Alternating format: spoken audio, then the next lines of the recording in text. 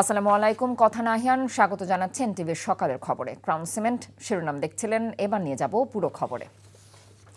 আওয়ামী লীগকে সন্ত্রাসী সংগঠন ঘোষণা করে নিষিদ্ধের পাশাপাশি আন্তর্জাতিক অপরাধ ট্রাইব্যুনাল আইনে আওয়ামী লীগের দলগত বিচারের বিধানযুক্ত এবং জুলাইয়ের ঘোষণাপত্র জারি করতে শনিবার বিকেল ৩টা থেকে শাহবাগ সহ গুরুত্বপূর্ণ স্থানে গণজামায়াতের ঘোষণা দিয়েছে এনসিপির দক্ষিণাঞ্চলের মুখ্য সংগঠক হাসনাত আবদুল্লাহ।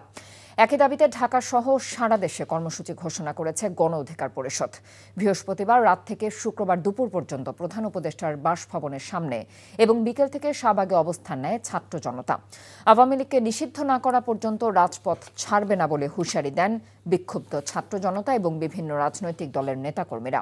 আবির আহমেদের রিপোর্ট।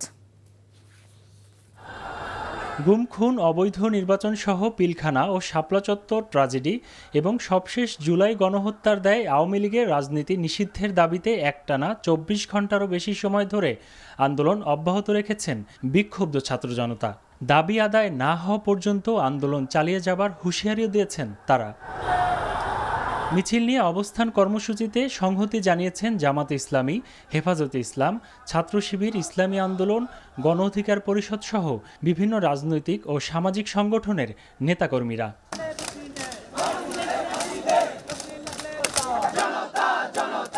বৃহস্পতিবার রাতে শুরু হয়ে টানা ১৮ ঘণ্টা প্রধান উপদেষ্টার বাসভবনের সামনে অবস্থান কর্মসূচি পালন করেন ছাত্র জনতা। শুক্রবার দুপুরে অবস্থান পরিবর্তন করে বাইতুল মোকাররমের সামনে অবস্থান নেন আন্দোলনকারীরা। সেখানে আন্দোলনে যুক্ত হন অনেকে। রাজনৈতিক নেতৃবৃন্দ যাদের অন্তরে আওয়ামী প্রেম এখনো বুটবুট করছে, তাদেরকে বলি, আওয়ামী প্রেম যদি আপনাদের অন্তরে থাকে, বাংলাদেশের ওই দিল্লি চলে যান। আগামী ৪৮ ঘন্টার মধ্যে সর্বদলীয় সভা ডাকুন। আওয়ামী লীগকে রাজনৈতিকভাবে, সাংস্কৃতিকভাবে, সামাজিকভাবে, সর্বাত্মকভাবে আওয়ামী লীগের রাজনীতি বাংলাদেশে নিষিদ্ধ ঘোষণা করতে হবে। জুলাই জনতা বেঁচে থাকতে বাংলাদেশের কোন নির্বাচনের ব্যালটে নৌকা মার্কা থাকবে না। বিকেলে আন্দোলনকারীরা শাহবাগ মোড়ে অবস্থান নিয়ে আওয়ামী লীগকে সন্ত্রাসী সংগঠন উল্লেখ করে দলটি নিষিদ্ধের দাবি জানান। আপনারা পাড়ায়, মহল্লায়, ভাই বোন, পরিবারে সকলকে আজকে আহ্বান জানাবেন, আজকে রাজপথে আমরা আওয়ামী লীগের ফয়সালা করে আমরা আমাদের ঘরে ফিরব। আগামীকাল বিকাল ৩টার দিকে শাহবাগে গণজামায়াত ঘোষণা করা হচ্ছে। যে পয়েন্টে আন্দোলন হয়েছে ঠিক সেই পয়েন্টে আমরা গণজামায়াত ঘোষণা করছি। একই দাবিতে পুরানা পল্টন মোড়ে অবস্থান কর্মসূচি থেকে শনিবার সারা দেশে বিক্ষোভ করার ঘোষণা দিয়েছে গণ অধিকার পরিষদ। আগামীকাল জেলায় জেলায় বিক্ষোভ কর্মসূচি পালিত হবে। একই সাথে ঢাকায় আগামীকাল সকাল 11টায় গণ অধিকার পরিষদের কার্যালয়ের সামনে থেকে বিক্ষোভ মিছিল শুরু করে আওয়ামী লীগ নিষিদ্ধ, উপদেষ্টা পরিষদের পুনর্গঠন ও রাষ্ট্র সংস্কারের অগ্রগতি জানার জন্য গণ অধিকার পরিষদের ৫ সদস্যের একটি প্রতিনিধি দলে শনিবার প্রধান উপদেষ্টার সাথে সাক্ষাতের কথাও জানান নেতারা। আবির আহমেদ, এনটিভি নিউজ, ঢাকা। আওয়ামী লীগ নিষিদ্ধের দাবি গুরুত্বের সঙ্গে বিবেচনা করছে সরকার। শুক্রবার প্রধান উপদেষ্টার ভেরিফাইড ফেসবুক পেজে দেয়া এক বিবৃতিতে এই তথ্য জানানো হয়। বিবৃতিতে বলা হয়, সম্প্রতি বিভিন্ন রাজনৈতিক দল, সংগঠন ও জনগণের পক্ষ থেকে স্বৈর শাসন ও সন্ত্রাসী কার্যক্রমের অভিযোগে আওয়ামী লীগ নিষিদ্ধ করার যে দাবি উঠেছে তা সরকার গুরুত্বের সঙ্গে বিবেচনা করছে। এ ব্যাপারে সরকার রাজনৈতিক দলগুলোর সঙ্গে ইতোমধ্যে যোগাযোগ স্থাপন করেছে, তাদের সঙ্গে আলোচনা করে দ্রুত সিদ্ধান্ত গ্রহণ করবে। এক্ষেত্রে আওয়ামী লীগের নেতা ও সমর্থকদের সন্ত্রাসী কার্যক্রমের বিষয়ে জাতিসংঘের প্রতিবেদন সরকার বিবেচনায় রাখছে। সে পর্যন্ত সকলকে ধৈর্য ধারণ করার আহ্বান জানানো হয়। বিবৃতিতে বলা হয়, ইতিমধ্যে সরকার জনদাবির প্রতি সম্মান জানিয়ে সন্ত্রাসী সংগঠন ছাত্রলীগকে নিষিদ্ধ করেছে। এছাড়া সরকারের পক্ষ থেকে মানবতাবিরোধী অপরাধের সঙ্গে জড়িত সংগঠনের বিরুদ্ধে ব্যবস্থা গ্রহণের জন্য আন্তর্জাতিক অপরাধ আদালত আইনে প্রয়োজনীয় সংশোধনী আনার উদ্যোগ নেওয়া হয়েছে। আওয়ামী লীগ নিষিদ্ধ করার ক্ষমতা সরকারের হাতে আছে উল্লেখ করে attorney general advocate Mohammad Asaduzzaman বলেছেন, বিদ্যমান আইনেই তাদের নিষিদ্ধ করা সম্ভব। শুক্রবার বিকেলে ঝিনাইদহের শৈলকুপায় বণিক সমিতি আয়োজিত মতবিনিময় সভায় কথা বলেন তিনি। নিষিদ্ধ করার ক্ষমতা সরকারের হাতে আছে। আওয়ামী লীগ ধ্বংসকারী শেখ মুজিবুর রহমান, যিনি আওয়ামী লীগের কবর রচনা করে বাকশাল কায়েম করেছিলেন, সেই শেখ মুজিবুর রহমান কর্তৃক বাংলাদেশে যে কালো আইন প্রতিষ্ঠা করেছিলেন 1974 সালের বিশেষ ক্ষমতা আইন, সেই কালো আইনের 19 ধারায় আওয়ামী লীগ নিষিদ্ধ করার জন্য উপাদান বিদ্যমান আছে। সরকার সংস্কারের নামে সময় ক্ষেপণ করে স্বৈরাচারকে পুনর্বাসনের সুযোগ তৈরি করে দিচ্ছে, এমন অভিযোগ করে বিএনপির ভারপ্রাপ্ত চেয়ারম্যান তারেক রহমান বলেছেন, ফ্যাসিবাদ বিরোধী দলগুলোর মধ্যে ফাটল তৈরি করে আওয়ামী লীগকে সুবিধা দেওয়া হচ্ছে। অন্তর্বর্তী সরকার ঠিকঠাক দায়িত্ব পালন করতে পারছে কিনা এ নিয়েও সংশয় প্রকাশ করেন তারেক রহমান। হাসান মাহমুদের রিপোর্ট। খ্রিস্টান ধর্মাবলম্বীদের পবিত্র ইস্টার সানডে পুনর্মিলনীর অনুষ্ঠান রাজধানীর খামারবাড়ি কৃষি গবেষণা কাউন্সিলের অডিটোরিয়ামে আয়োজন করে খ্রিস্টান ফোরাম। লন্ডন থেকে অনুষ্ঠানে অনলাইনে যুক্ত হয়ে বিএনপির ভারপ্রাপ্ত চেয়ারম্যান তারেক রহমান সমসাময়িক প্রসঙ্গ টেনে বলেন, অন্তর্বর্তী সরকারের প্রতি বিএনপির সমর্থন থাকলেও তাদের সাম্প্রতিক কর্মকাণ্ড জনমনে সংশয় সৃষ্টি করেছে। বিভিন্ন কারণে অন্তর্বর্তীকালীন সরকার তাদের দায়িত্ব পালনে সক্ষমতার পরিচয় দিতে পারছে কিনা এ নিয়ে সমাজের বিভিন্ন শ্রেণী পেশার মানুষের মধ্যে কিন্তু ধীরে ধীরে সংশয় সৃষ্টি হচ্ছে। একজন সাবেক রাষ্ট্রপতি বিমানবন্দর দিয়ে চলে গিয়েছে দেশ ছেড়ে। সরকার নাকি তার এই দেশ ত্যাগের ব্যাপারে কিছুই জানে না। প্রত্যেকের মনে প্রশ্ন উঠেছে, প্রত্যেকে প্রশ্ন করছে, তাহলে অন্তর্বর্তীকালীন সরকার জানেটা কি? সংস্কার সহ নানা ইস্যু নিয়ে বিলম্ব করে সরকার ফ্যাসিবাদ বিরোধী ঐক্যে ফাটল সৃষ্টি করছে বলেও অভিযোগ তারেক রহমানের।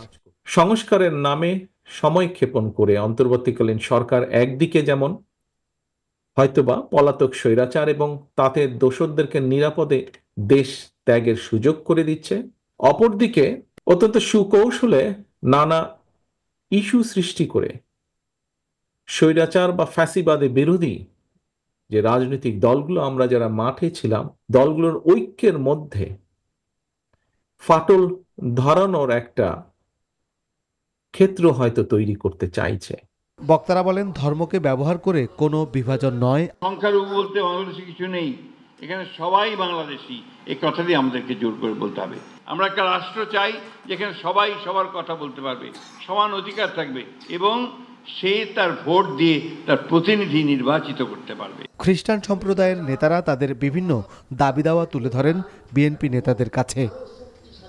Hasan Mahmud, NTV news, Dhaka. BNP স্থায়ী কমিটির সদস্য আমির খসরু মাহমুদ চৌধুরী বলেছেন, স্থিতিশীলতা ও অর্থনীতিতে গণতন্ত্রায়ন না হলে বিনিয়োগ আসবে না, আর নির্বাচিত সরকার না থাকলে স্থিতিশীলতা আসে না। উল্লেখ করে তিনি বলেন, স্বৈরাচার বিদায় হয়েছে কিন্তু জনগণের নির্বাচিত সরকার এখনো আসেনি, তাই নির্বাচিত সরকার এলে বিনিয়োগকারীরা আশ্বস্ত হবে। চট্টগ্রামে বিএনপির 3 সহযোগী সংগঠনের সেমিনারে শুক্রবার এসব কথা বলেন তিনি। ইমরুল হাসানের রিপোর্ট। তারুণ্যের ভবিষ্যৎ ভাবনা, ভবিষ্যৎ বাংলাদেশ শীর্ষক 4 বিভাগে ধারাবাহিক সেমিনারের আয়োজন করেছে বিএনপির 3 সহযোগী সংগঠন, যুবদল, ছাত্রদল ও স্বেচ্ছাসেবক দল, যার শুরু চট্টগ্রামে। বন্দরনগরীর এই সেমিনারের মূল বিষয় কর্মসংস্থান ও বহুমাত্রিক শিল্পায়ন নিয়ে তারুণ্যের ভাবনা।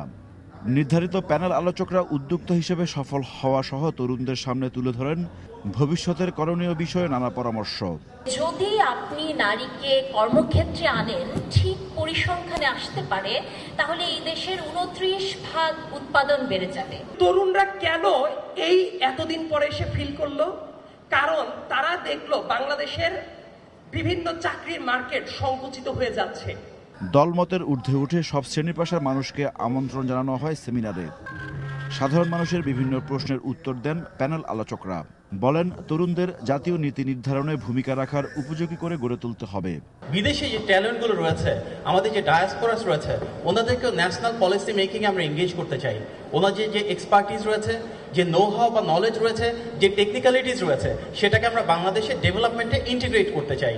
কোনোদিন কারোর উপরে ফুললি রিলাই করা যাবে না। প্রত্যেকটা রাজনৈতিক দলের উপরে চাপ বজায় রাখতে হবে। শেখ হাসিনা আর কেউ হবে না, আমি বিশ্বাস করি না, কিন্তু শেখ হাসিনা 10%ও যাতে বিএনপি না হয়ে ওঠে, আমাদের সেই চাপটাও রাখতে হবে। তরুণদেরই এই কাজটা করতে হবে। আমির খসরু বলেন, বিনিয়োগ ও কর্মসংস্থানের জন্য রাজনীতির মতো লেভেল প্লেয়িং ফিল্ড তৈরি করতে হবে অর্থনীতিতেও। জনগণের সরাসরি ভোটে একটা নির্বাচিত সরকার থাকলে জনগণের কাছে বারবার যেতে হয় নির্বাচিত হওয়ার জন্য, তখন স্টেবিলিটি থাকে। আমরা স্বৈরাচারকে বিতাড়িত করেছি, আমরা কিন্তু এখনো বাংলাদেশের নির্বাচিত সরকার হয়নি। যতক্ষণ সেটা না হবে ততক্ষণ পলিটিক্যাল স্টেবিলিটি, রাজনৈতিক স্থিতিশীলতা আসবে না, ততক্ষণ বিনিয়োগ হবে না। তিনি বলেন, নতুন রাজনৈতিক বন্দোবস্তের জন্য 31 দফা সংস্কার প্রস্তাবনা দিয়েছে BNP. Imrul Ahsan, NTV news, Chattogram. ছাত্র জনতার অভ্যুত্থানের সময় সংঘটিত গণহত্যার ঘটনায় ক্ষমতাচ্যুত প্রধানমন্ত্রী শেখ হাসিনার বিরুদ্ধে দায়ের করা মামলার তদন্ত প্রতিবেদন আগামী সোমবার দাখিল করা হবে। এছাড়া চাংখারপুল হত্যাকাণ্ডের ঘটনায় আনুষ্ঠানিক অভিযোগ আগামী সপ্তাহে ট্রাইব্যুনালে দাখিল করবে প্রসিকিউশন বিভাগ। শুক্রবার চিফ প্রসিকিউটর তাজুল ইসলাম তার ফেসবুক প্রোফাইলে দেয়া এক পোস্টে এমন তথ্য জানিয়েছেন। ফেসবুক পোস্টে তিনি বলেন, আন্তর্জাতিক অপরাধ ট্রাইব্যুনালের তদন্ত সংস্থা শেখ হাসিনার বিরুদ্ধে জুলাই গণহত্যার তদন্ত রিপোর্ট আগামী সোমবার চিফ প্রসিকিউটর বরাবর দাখিল করবে। তদন্ত রিপোর্ট দাখিল হবার পর অভিযোগ দাখিলের মাধ্যমে হাসিনার বিরুদ্ধে আনুষ্ঠানিক বিচার কাজ শুরু হবে। এছাড়া চাংখারপুল হত্যাকাণ্ডের দায়ে সিনিয়র পুলিশ অফিসারদের বিরুদ্ধে তদন্ত রিপোর্ট দাখিল করা হয়েছে। এই ঘটনায় আনুষ্ঠানিক বিচারের জন্য ফরমাল চার্জ চলতি সপ্তাহে দাখিল করা হবে।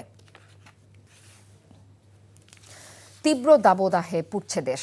শুক্রবার সর্বোচ্চ 41.2 ডিগ্রি সেলসিয়াস তাপমাত্রা রেকর্ড করা হয়েছে চুয়াডাঙ্গায়।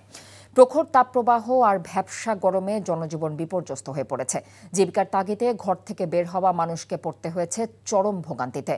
আবহাওয়া অধিদপ্তর জানায়, এমন পরিস্থিতি আরও কয়েকদিন থাকতে পারে। আবহাওয়া অধিদপ্তরের তথ্য মতে দেশে চুয়াডাঙ্গার পর রাজশাহীতে তাপমাত্রা 40 ডিগ্রি সেলসিয়াস ও খুলনায় 39 ডিগ্রি সেলসিয়াস রেকর্ড করা হয়। এদিন রাজধানীতেও তাপমাত্রা 39.2 ডিগ্রি সেলসিয়াস ছাড়ায়। দাবদাহে বিপাকে পড়েন সাধারণ মানুষ। এ ছিল এনটিভি সকালের খবরে। এই খবরের ভিডিও সহ আপডেট জানতে ভিজিট করুন এনটিভি অনলাইন www.ntvbd.com। এছাড়াও এনটিভির জনপ্রিয় সব অনুষ্ঠান এবং খবরের আপডেট জানতে ভিজিট করুন আমাদের ইউটিউব এবং ভেরিফাইড ফেসবুক পেজ। এতক্ষণ সাথে থাকার জন্য ধন্যবাদ সবাইকে।